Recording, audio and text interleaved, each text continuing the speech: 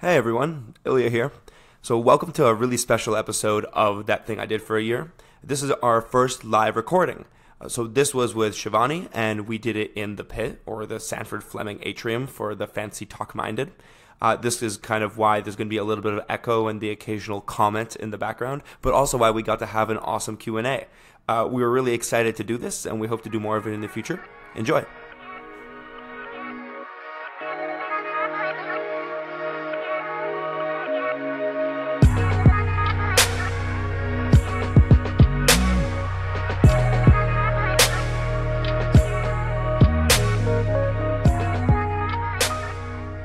Hello and welcome to That Thing I Did for a Year, a podcast where we interview fourth-year University of Toronto students about experiences they had in a year away from school. My name is Ilya. I'm a fourth-year University of Toronto industrial engineering student here, and today I'll be talking to Shivani. Behind production is Arkady Hungarovsky, a fourth-year engineering science student and the mastermind behind the operation. So today we're going to be talking to Shivani. Why don't you introduce yourself? Hi everyone, my name is Shivani Nathoo. I am an engineering science energy systems student in my fourth year, and I finished my co-op last year at the Independent Electricity System Operator, also known as the IESO. We're going to keep calling it the IESO. Yes. I love asking this question because the answers are all over the place. Why engineering science? So for me, I knew I wanted to do engineering science because I knew I wanted to do energy systems. Right from the get-go? Yeah. So I was really, really passionate about sustainable energy and doing energy when I was younger, but I didn't know what discipline to do it through, because you can do mechanical, industrial, electrical, obviously chemical, and I didn't want to pick, which is why engineering science was perfect, because I didn't have to pick. By just doing all of the things? All of the things, yep. I am taking courses. I've taken energy policy courses, energy from mechanical, industrial, chemical, electrical, so it's been a perfect fit for me. So when you got there, given that you already knew that you wanted to do energy, were you cool with just taking everything under the sun beforehand? Do you mean like in first and second year? Yeah. First and second year, I also like learning, and so I liked the challenge that first and second year brought me. There were certain times in specific courses that I was kind of struggling through, and I was like, I'm never going to use this again. Why am I taking it? But the nice thing about, I find, engineering science is that you can still apply that knowledge, even if it's not the direct courses, but some of the general knowledges, and it also teaches you how to learn, which is really important in the workplace and just in life. Just generally? Yeah. So did you end up doing anything to do with energy or energy policy before you went into the energy option in third year? I worked for a climate change nonprofit the summer after high school. What was that like? It was very interesting because it was just me and the person who started it. We worked at the Center for Social Innovation, which is kind of like an incubator for startups, nonprofits that have a social innovation as a platform. And it was lots of long hours, lots of grunt work, but it was really interesting to kind of see that network and see that world. Okay. Was there somebody you knew, or how did you get involved with that? I got involved with that, I think I just met them at a green fair that I went to and made connections there. I can't remember, honestly, because it was grade 9, but I just went to some green expos, energy, more local things, so not on a big Toronto scale, but some small climate change things that were happening in the neighborhood, and met him through there. Okay, gotcha. And did you do that both summers after first year and after second year? No, it was just the summer before first year. The summer before first Yes. year. Okay, gotcha. Yeah. Did you end up engaging in anything in the energy type field while in university, or not as much? Not as much. I went to a couple of climate change and energy talks. I was involved with Sustainable Engineers Association in first year a little bit, and attended their conferences and stuff in my later years, but nothing too hardcore, I would say. But you still felt like that's what you wanted to do? For sure. Okay. What else did you end up getting up to in kind of those first 2 years? Okay, so the summer after first year, I was like, this is probably going to be the last time that the last chance I'm going to have to not do anything engineering related. Right. And the summer after high school, along with working for the climate change nonprofit, I also volunteered for the FIFA Women's Under 20 World Cup, which was hosted in Toronto. That is super cool. And Canada hosted the actual Women's World Cup in the summer after first year. So I flew to Vancouver, lived there for 6 weeks, and volunteered for that in Vancouver, which was really cool. And then I came back and I worked at Toronto Rehab as a data analyst for the latter 2 months of the summer. And then the summer after second year, I did a research exchange in Liverpool. Were those 2 times your first times living away from family or like away from home? Yeah. So moving out to Vancouver was kind of the first time that I was somewhere away from like everyone, because I didn't really know anyone in Vancouver except for a girl that I went to elementary school with and hadn't really talked to in a while. My family lives in the Greater Toronto area, so even though I live downtown now, I still see them like once a month per se. So that was like kind of my first venture out on my own. How was that? It was really fun. I liked having the structure of having the volunteer program because I was still meeting people and being social. You weren't just like new and alone. Yeah, I wasn't new and alone. I had the structure where I would see people. They also gave us food when we worked, which was nice. So I had all those meals, didn't have to fully cook for myself all the time. But it was a really great way to meet people. And if you're traveling on your own, I would highly recommend volunteering while you're doing it because it's so easy to get connected really easily, really quickly. And you just got people who are doing and liking the same thing you're doing and liking. Yeah, and it was really cool because I got this like intro to this world of like sports and all these people who this was what their lives were, and I got to like taste that for 6 weeks. Right. Yeah. Was the summer in Liverpool different in that way? I found the summer in Liverpool different. It was a little more isolating in the sense that I was doing research and I didn't meet as many people and didn't make as many connections because it was kind of like an independent research thing with my professor and me.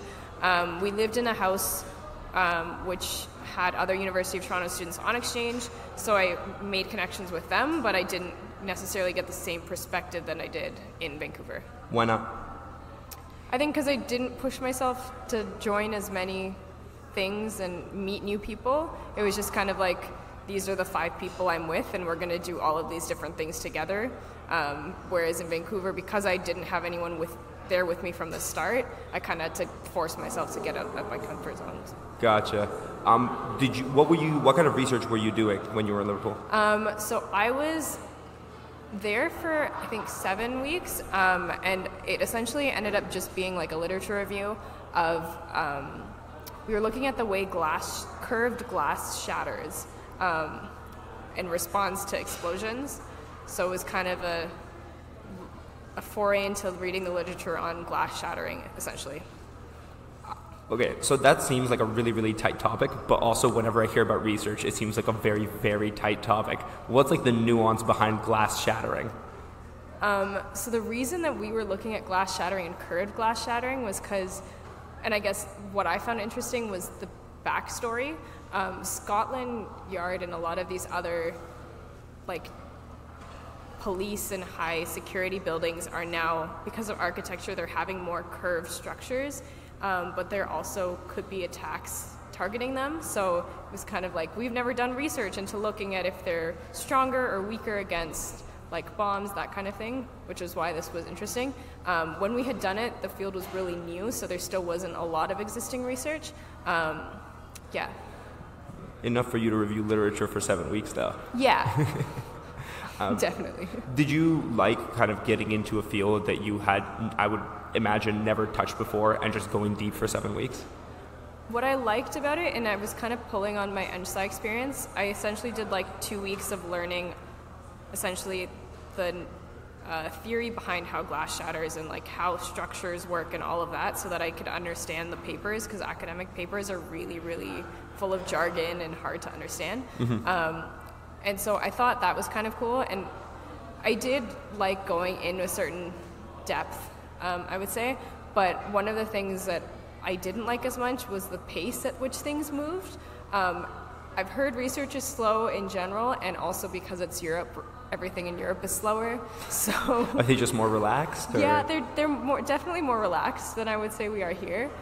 So I found that kind of frustrating at times, where I'd reach out and be like, oh, I want to have a meeting, but then my prof would be like, oh, let's do it next week. And so I was like, okay, You're like, guess that I'm sightseeing over the weekend. That I is don't just know like anything to do. one of my 7 weeks. Yeah, Like, yeah. exactly. So you finished that up, you got back here, and then you started third year. Yes. At which point you had already picked your energy option. So were you immediately just in all energy courses? Yes, we had one economics course in third year, but the rest was just all energy. Did it feel significantly different studying the thing that you had like come to university to study? It was very different, and I remember just being like in awe the first couple of weeks and like, oh my god, this is like what I love to do. Yeah, it was a really nice feeling. Did it change your outlook on like school or motivational classes, or did you find it ended up being the same? It definitely changed my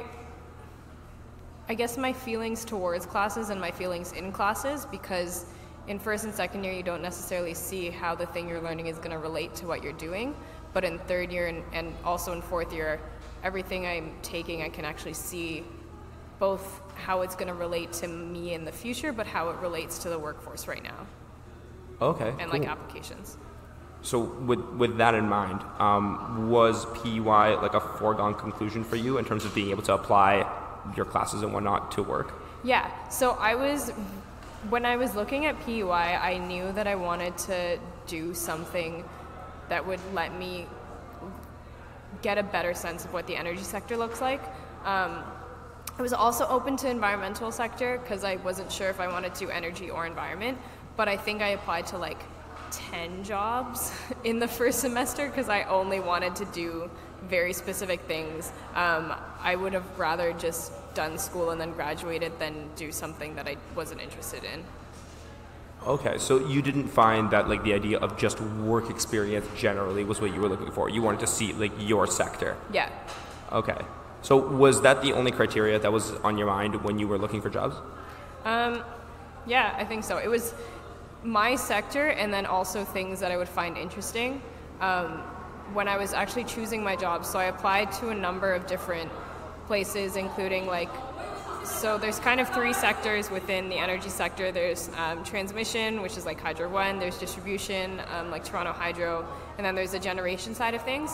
And some of them are very technical, and when you're working for them, you just kind of sit there and do calculations, and I didn't want to do that kind of stuff because I wanted to be engaged and enriched, so I wanted to go further than just number crunching. So what's further than number crunching, or what's not number crunching in the case of being an engineer in energy? So I guess that kind of segues into my job a little bit. But the job that I was doing for the ISO was a power system planning. And so what I got to do was kind of look at the higher system level of the power sector, forecast our electricity demand for the next 20 years, see whether or not we'd meet it. So there's a lot of modeling, a lot of big picture analysis, and a lot of big picture questions because you have economics coming into it, social implications, that kind of stuff. So it's not necessarily the numbers on the page, but what do they mean and how do we work with them? So I guess to back up for a second, what is like the title of the job that you had that you were just doing all of that? It was in the power system planning department, and I was a resource planner, I guess. Okay. Yeah. Did they say that you would be doing all of that like in the job description? The job description said long-term planning. It didn't specify between resource and transmission, but it just kind of said that like you would be doing analysis and like long-term planning of the power sector and looking at different things within it.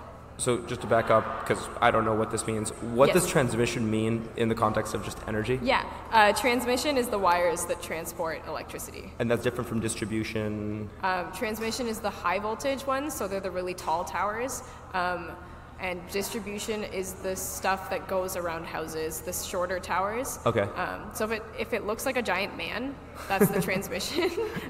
If it looks like a couple of telephone wires and telephone poles, that's just distribution. Okay, and so you were more on the transmission side? Yes. So I was more transmission level, so that kind of like entire sector, but I was looking more at resources, and so in the resources side of things, you look at the generators, how much do they produce, and then do they meet the demands? Okay, gotcha. Yeah. So what is the ISO, and like how does it interact with power? Okay. So little history of the ISO. The ISO actually used to be two different things. It was the Ontario Power Authority and the ISO, and they merged in 2014. So the Ontario Power Authority kind of liaised with the government. They used to do long-term forecasting, planning, handle contracts, that kind of role, and then the ISO would just do the operation of the grid. So they're the ones that make sure that the lights are kept on every day, that generators are running when they need to, we have the right amount of reserves when we need to, so that we don't have any blackouts. In 2014, when the two merged, the ISO took on all of those responsibilities, and so the department that I was in and how it related to power was that we were the ones forecasting electricity, and checking to make sure that our system is going to last for the next 20 years. We have enough generation to meet all of the demands. We have wires in the places that they need to be so that we can get electricity to who it needs to get to over the next 20 years, which takes into account like population growth and where the population is growing. Yeah.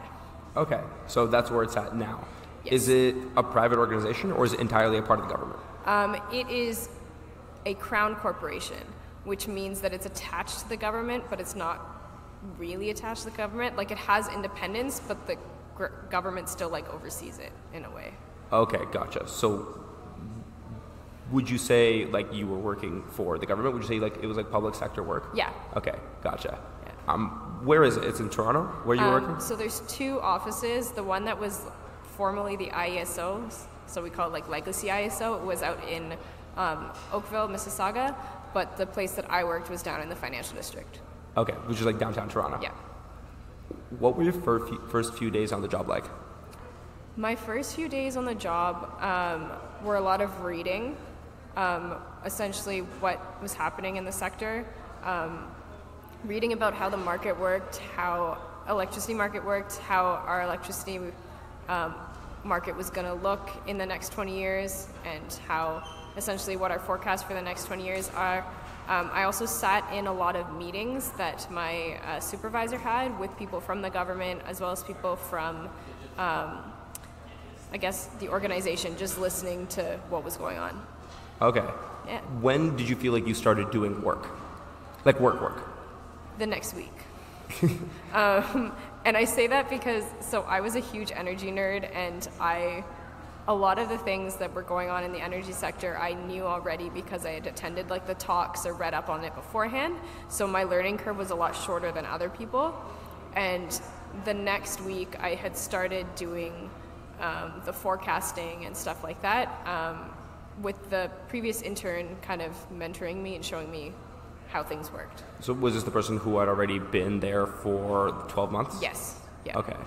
Was like, how useful was that to have?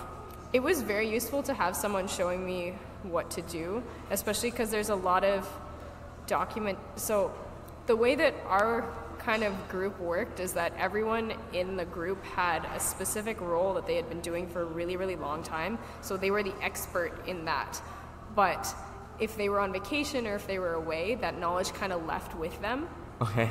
But with the interns, we were the ones that kind of documented everything, which was really useful when you're being trained, because if you were reading the documentation, you didn't know what was going on, you could actually ask the person who was there, and they'd also give you the tips and tricks of like, if this person says this is what they actually mean. They just don't know how to phrase it. Into human speak? Yes, exactly. So you would have documents of like when Bob talks, what he means is? Yes. That's amazing. Kind of, yeah. I've never heard of that, and I really wish that existed everywhere where I've worked, because that would be super, super useful. I mean, most of that stuff was kind of like verbally given, but we definitely had there was a sheet that was like, here's how to produce this forecast, also known as list of 7 things, because different people called it different things. Oh, okay. So just corporate jargon for the intern to get up to speed. Yeah. So you mentioned that you were able to get up to speed far more quickly because you were an energy nerd. Yeah. What, just initially, what drew you to the energy field? Why were you so much of a nerd that you already knew all the stuff before they taught it to you? I guess what drew me to the field is that it's a way for you to make a difference in a way that impacts a lot of people. Okay. Which sounds cheesy, but it's the kind of thing that everyone needs electricity, right? And if you're trying to save the world, if you're trying to help the climate, this is one way. If you do it at a higher system level, it actually impacts people. And you know that the work that you're doing is keeping the lights on for other people. So I found it really fulfilling because I knew that it was actually doing something as opposed to sitting in a lab or sitting at a desk and not knowing like whether or not what you were doing was worth it or making a difference. Okay, gotcha. And then you had just like read a bunch about it, like knew a lot of just how that industry worked. Yeah. So for the first little while, was most of the work you were doing forecasting, or like what else was mixed in there? Yeah. So my role kind of there were three things that I was mainly doing. One of them was forecasting, and so we would get the inputs on what everyone, essentially it was like the number of houses that we predict and to be in Ontario in all of the different years, and then based on that, how much light does each house use, how much like water, or how many washers and dryers. And like these are like as changing values? Yes, as changing values over the next 20 years, and the forecasting model would kind of take those inputs and translate that to energy. So that was one of the things I did. The second thing was energy modeling, and so we would look at essentially put all of the generators that are in Ontario in this one big model, and then give it different constraints on how much we're getting from different jurisdictions, how much we're getting from the generators, and see if we have enough energy to last us the next 20 years or not. You keep saying 20 years, like that number keeps coming up. Is there any specific reason why 20 years is just like the target? 20 years was just what was used for the forecasts. I don't know why it's 20 years, but it's 20 years. Yeah. So you're saying that if everybody who does anything remotely like your job stops, we've got like a pretty good picture, 20 years, we're fine. After that, we're just screwed. Yeah. Okay. That's somewhat comforting. I mean, there's other people who do like 3-year forecasts, so you'd probably be good beyond that too. Like if they keep their jobs, then you'd get to like 23 years and then maybe. Oh, okay. And then we're screwed. Yeah. Okay, gotcha. 23 is not bad. Yeah. I'll take that. So was your job like roughly evenly split between those two things, or did you find yourself like moving over more towards that second like energy forecasting side as time went on? It depended on the day and what projects were going on. So if we had to produce, they would happen in different sections because the demand forecast would feed into the energy model. So we'd always have to finish the demand forecast first and then input that into the energy model. Okay. But there were some times where we'd start energy modeling with the energy model, some forecasts, but we hadn't been done all of the forecasts. So that's kind of where it got tricky to balance projects, and it taught me to be really upfront about, okay, here's what I'm working on, here's what bandwidth I do have, here's what bandwidth I don't have, and like order things accordingly. But I also found that I was doing a lot of different random projects as they came up, and this was partially because I had spoken to my manager and said I was interested in a number of different other things, and so when work came up and I had extra bandwidth, I would start working on those. One of those was the ISO's market renewal project. So our electricity market was developed in 2002, and there haven't really been a lot. What does electricity market mean? Okay, so the electricity market is the daily trading that happens so that we get electricity for that day. So it's very, like what happens is they'll say, tomorrow we're expecting a demand of, let's say, 2,000 megawatts, which is really low, but 2,000 megawatts, so we need enough generators to commit to generate electricity that we can meet that target of 2,000 megawatts. And so then it's kind of like a trading market type thing where people will just bid and say this is how much we can generate for this price, and then they level it out. So hasn't been changed since 2002, which, and we've seen a lot of inefficiencies come up, so we are in the process of redoing the market. So like redoing that bidding process and like how people are going to like bid on the right to sell us electricity? Yes. Okay, gotcha. Exactly. And part of that too is how to sell capacity. And so the difference between energy and capacity is energy is kind of like the megawatts and the megawatt hours, so it's how much you're generating. The capacity is the generators themselves. So building generators was what the capacity market is. And right now, anytime we needed to build a new generator, the generator would sign a contract with the government or with someone from the ISO and say, you're going to commit to giving us this amount of money for how much we generate for the next 20 years, again, the 20 years, and we'll build a generator. But now what they're looking at with the capacity market is saying, if you give us this amount of money, we'll have a generator that can produce 1,000 megawatts, but just for a year commitment. Okay. Yeah. So, like, it almost seems like more of like a short-term approach. It's a short-term approach, so the risk, I guess, of overcharging or the financial risk is less off the government and less off the ratepayers and more onto the business owners of the generators themselves. Why is that the direction we're going?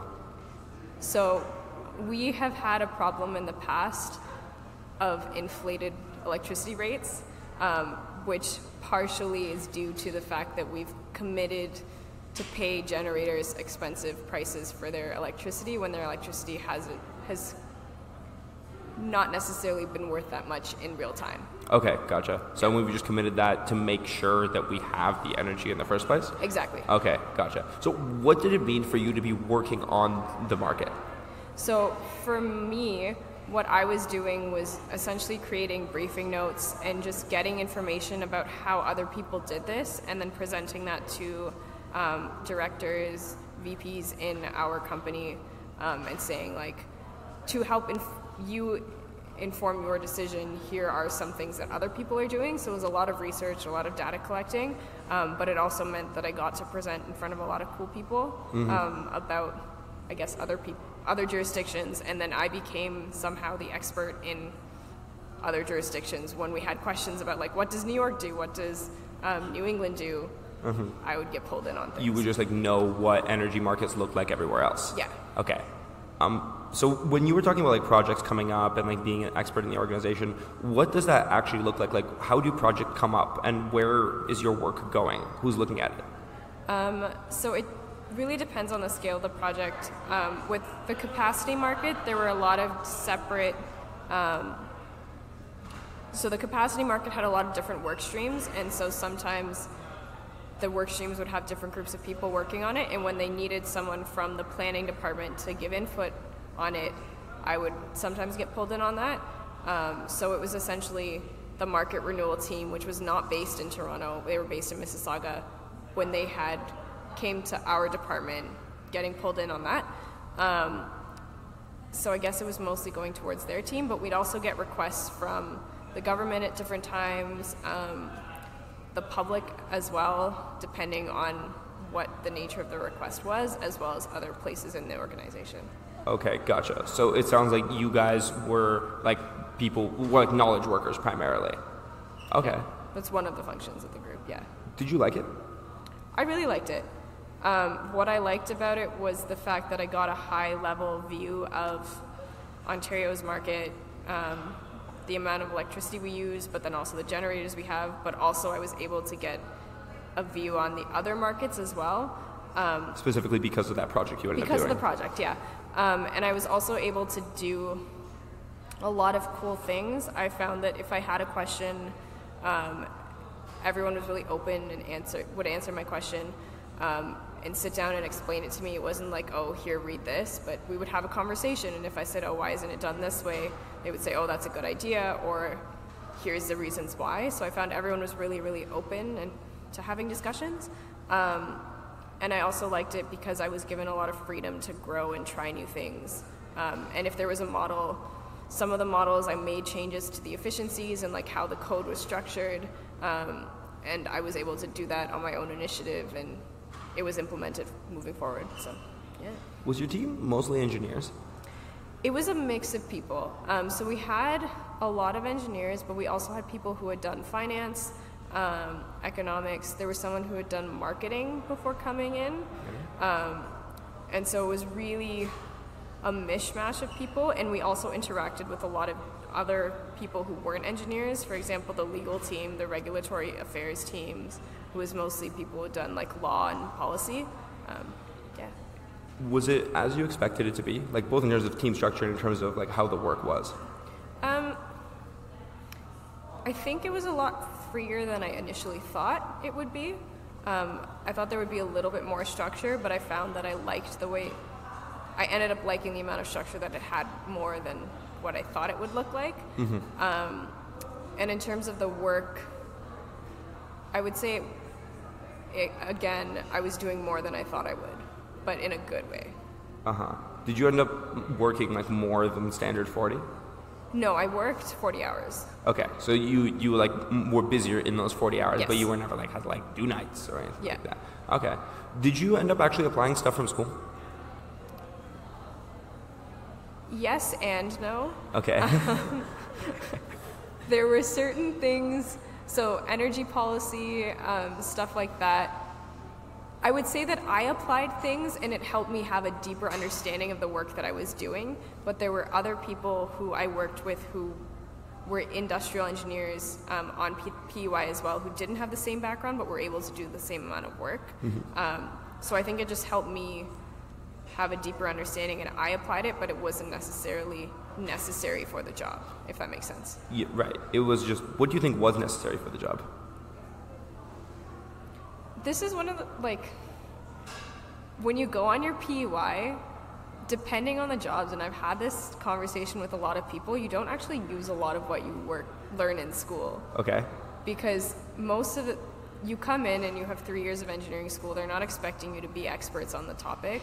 You just kind of, they teach you what you need to know, is what I would say. Do you think it makes any sense at all for them to hire, engineers in particular, if we just don't use anything from school?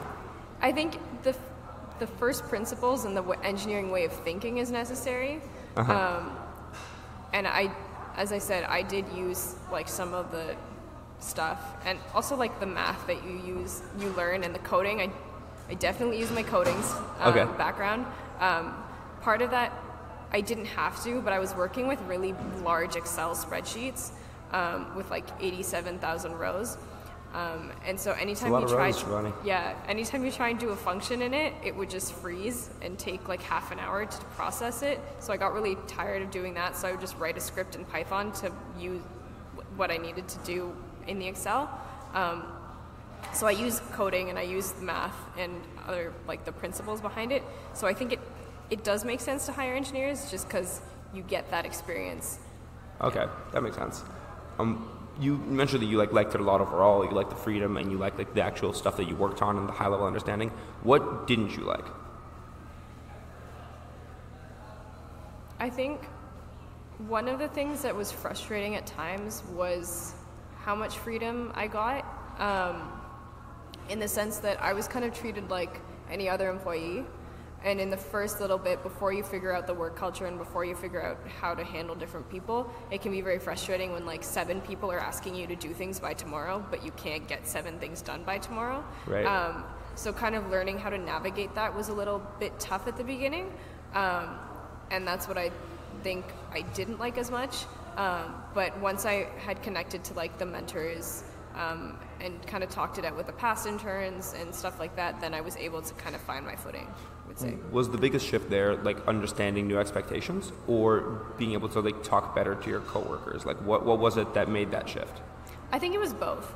I think it was trying to better understand the expectations and understand what people mean when they say it needs to be done by these days, which timelines are flexible and which ones aren't. Right. But then also being better at communicating and not being afraid to say no when you have too much work, because I think that's something that a lot of interns get scared of, and it can kind of mess up your PUI if at the beginning you just say yes to everything and then you get overwhelmed and you say no, but then people expect you to say yes because that's what you've set yourself up as for the first 6 months. I was just a person who says yes to everything. Yeah.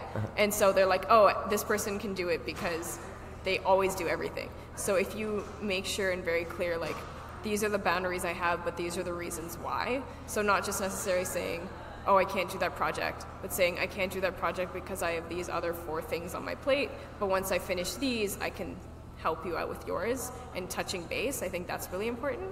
That was kind of the biggest thing that I learned, I would say. One of the biggest things. So once you kind of like figured that out, did you feel like work changed significantly for you? Like you felt like there was like a difference in the way you were working? Yeah, I think there was a difference in the way I was working and also a difference in the way I approached work. I found like when I was at work, I didn't feel as stressed out about having to do as many things, and I wouldn't feel as irritated by saying like, oh, this person always gives me work all the time. Can't they see that like have too much to do? But really like they can't. Yeah. And so now when you open that dialogue and you have that conversation with them, then it's a lot easier, and you kind of see that everyone wants you to do the same things and they're kind of there supporting you. I think that's one of the biggest things, is because a lot of times you might have this feeling that, oh, they're just putting so much work on me, but they might not know or realize it. Mm-hmm. So, yeah. Was there a point in time at work where you felt like you were like, oh shit, I'm good at this? I think when people started asking me questions about other regions, and I was like, I'm the intern and I learned this on the internet yesterday. There was also one day where, so as I had said earlier, part of our group was really siloed, and so we have this database that has all of the generators, and the person who was responsible for that database was on vacation, and so we had to learn how to use the database, and it was in Microsoft Access, which I hadn't used and none of the other people had used, but I kind of spent a day, I copied the Microsoft Access database to my desktop and I was fooling around with it. I accidentally sent the start date of all of the generators to the 1st of 1900, but it was only on my like saved copy, so it was okay. And then the next day we had a meeting with myself and 2 other people who were like full-times, had worked there for a bit, and I taught them Access, and they were like, wow, you're so good at this. And I was like, thanks, I learned it yesterday.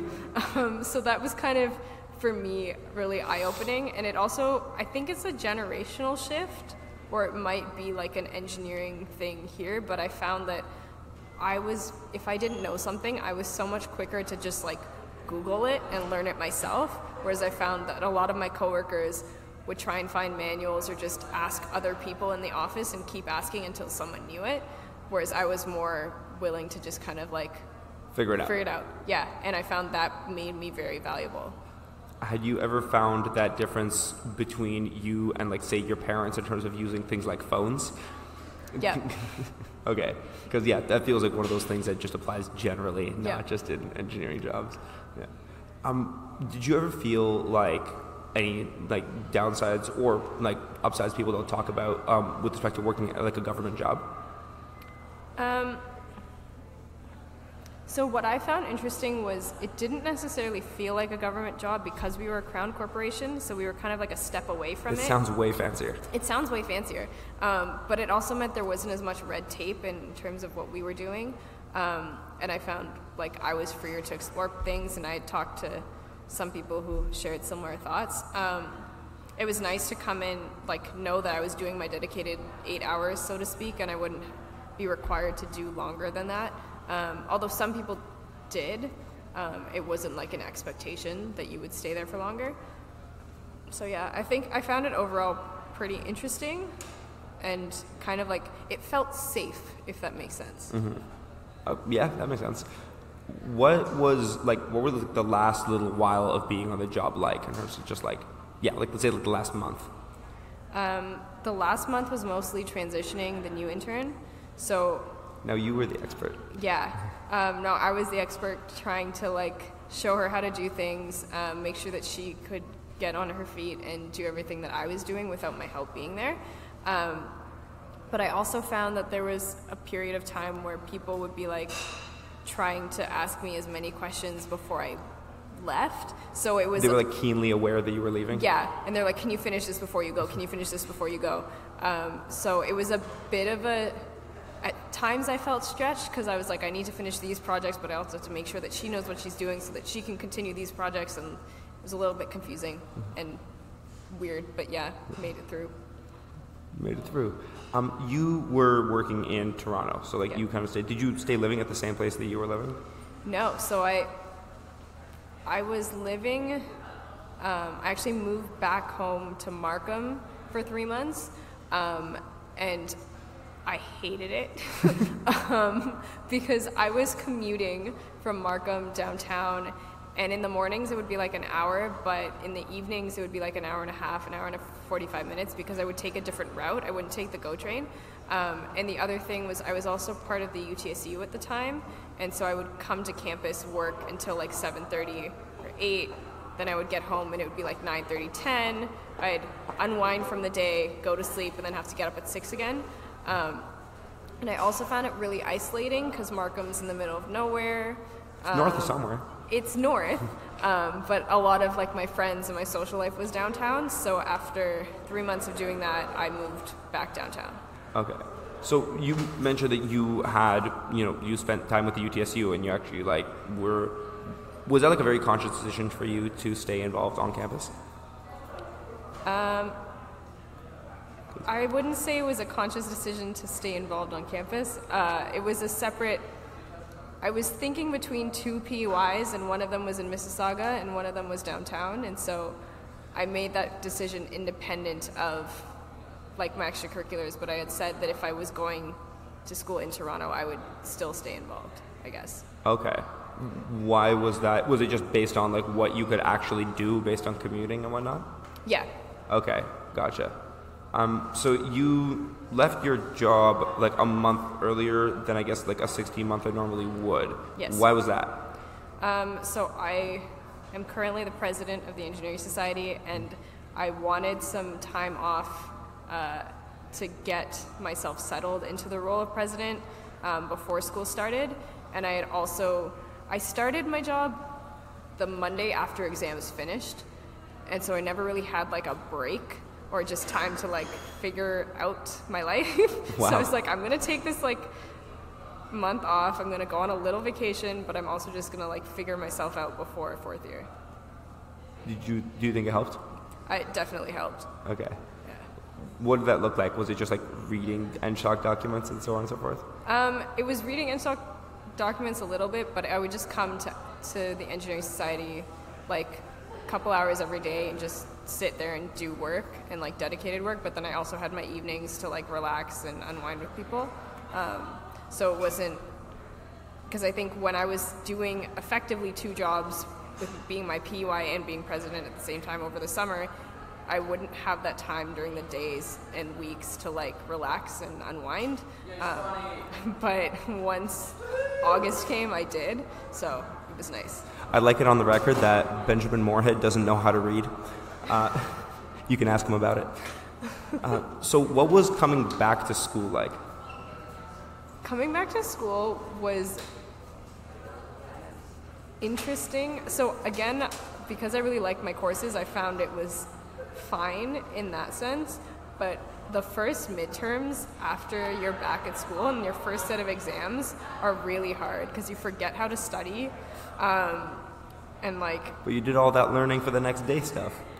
Yeah, but you forget how to like study and cram and I guess just test, if that makes sense. Yeah. So getting ready for exams, I was like, I don't know how much time I have to put into this or budget time, and it's just hard to kind of motivate yourself to study, I guess. I don't know. Is that just like you feel like a muscle you hadn't worked in a while?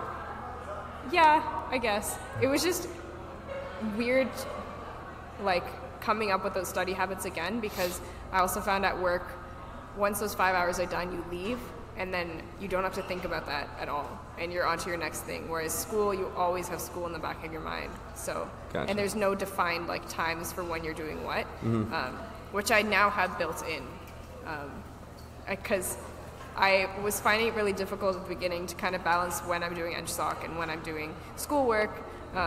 So now I just kind of have like designated times for when is what. So do you think like you started structuring your school life more along the lines of work? Yes. Okay. Does that work for you now? I would say it works for me, yeah. Okay. A lot better. Did taking some time to work in the actual field that you had wanted to work in for a while change your outlook on the courses you're taking?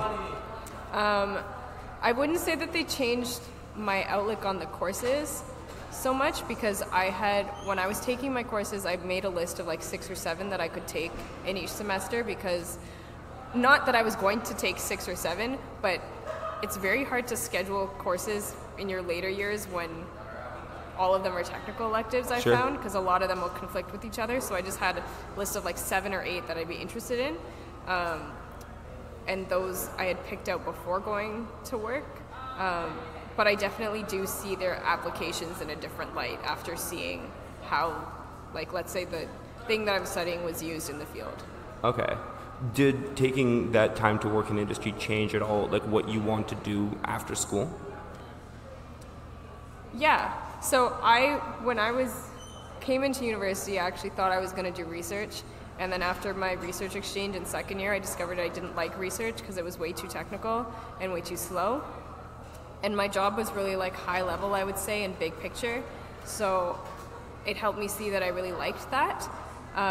That being said, I was also fearful that I would enter into a role that's just too high level and big picture, and then I wouldn't be able to do something technical again. Because a lot of people say it's easier for you to go from a technical job to a non-technical job than from a non-technical job to a technical job later. So it did kind of give me that insight, knowing that I like that kind of structured non-technical thing, but I still am going to try and start my career in the technical kind of sphere. Doing more of that number stuff. Yes. Okay, gotcha. Is that something that like you has had any thought at all, or that's like a later problem? I have had thought, and I've kind of figured it out mostly. What does it look like? So will be working for Hatch next year. Oh, that's sick. Yeah, in the eGrid group. So what the group does is they deal with renewable technology, transmission and distribution, as well as energy storage. And what I really like about the group is that they do things of various scales. So anything from scaling an energy storage system for like a company to designing a 20-year forecast and energy system for a remote island. So you get all of the technical and non-technical things and that whole variety of scales, which I think will help me determine what I want to do further on in my career, or if I just want to stay and do everything. That sounds super cool. Yeah. If you, looking back at your PY, now you're how many months out? Like 6? Like going on 6? I think so, yeah. Okay. What would you change?